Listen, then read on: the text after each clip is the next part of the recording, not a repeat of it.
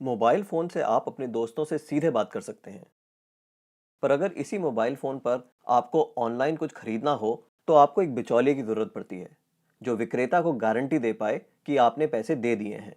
पर क्या ये मुमकिन है कि एक क्रेता और विक्रेता आपस में सीधे समझौता कर लें, बिना किसी बिचौलिए की सहायता के?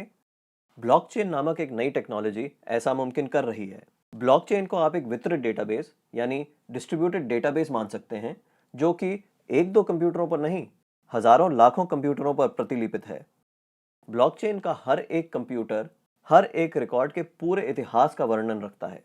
यह डेटाबेस एन्क्रिप्टेड है, यानी हर एक रिकॉर्ड गोपनीय तरीके से दर्ज किया गया है। ब्लॉकचेन फॉल्ट टॉलरेंट भी है, यानी अगर इस सिस्टम में कुछ कंप्यूटर खराब भी हो जाते हैं, तब भी यह सिस्टम ठीक तरह से काम करता रहता है।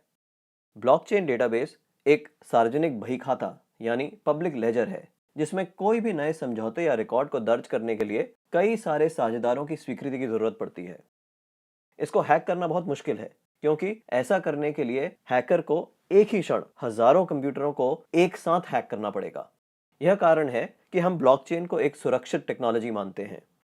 ब्लॉकचेन का पहला प्रयोग हुआ था 2008 में, जब बिटकॉइन नामक एक डिजिटल मुद्रा का आविष्कार हुआ।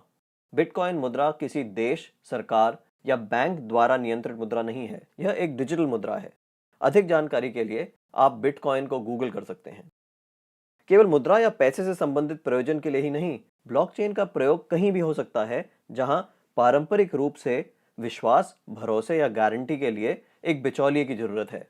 जैसे वह सभी सौदे जिनकी आज नोटरी पब्लिक या किसी सरकारी संस्था को पुष्टि करनी पड़ती है। मान लिया जाए कि आप एक मकान खरीद रहे हैं। आप चाहेंगे कि इस सौदे को सरकारी रजिस्ट्रार के यहाँ दर्ज किया जाए, ताकि आपको एक सरकारी दस्तावेज मिले जो साबित करे कि आप उस मकान के कानूनन मालिक हैं।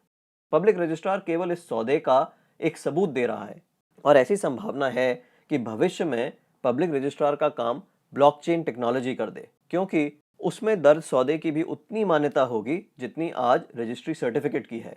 सार्वजनिक होने की वजह से इसमें घपले की संभावना भी कम होगी। ब्लॉकचेन टेक्नोलॉजी के उपयोग के कई और संभावित उदाहरण हैं। जैसे किसी सरकारी योजना के अंतर्गत यदि एक गरीब आदमी को कुछ वेतन मिलना हो, तो ब्लॉकचेन टेक्नोलॉजी से उसको वह रकम सीधे उसके मोबाइल फोन पर दी जा सकती है। या अगर किसी प्राकृतिक आपदा से ग्रस्त लोगों को नुकसान भरपाई करनी हो, तो उनकी सहायता राशि सीधे उनके मोबाइल फोन पर दी जा सकती है। इससे भ्रष्टाचार भी कम होगा। शिक्षा में भी ब्लॉकचेन का इस्तेमाल हो सकता है। कागजी डिग्री के बदले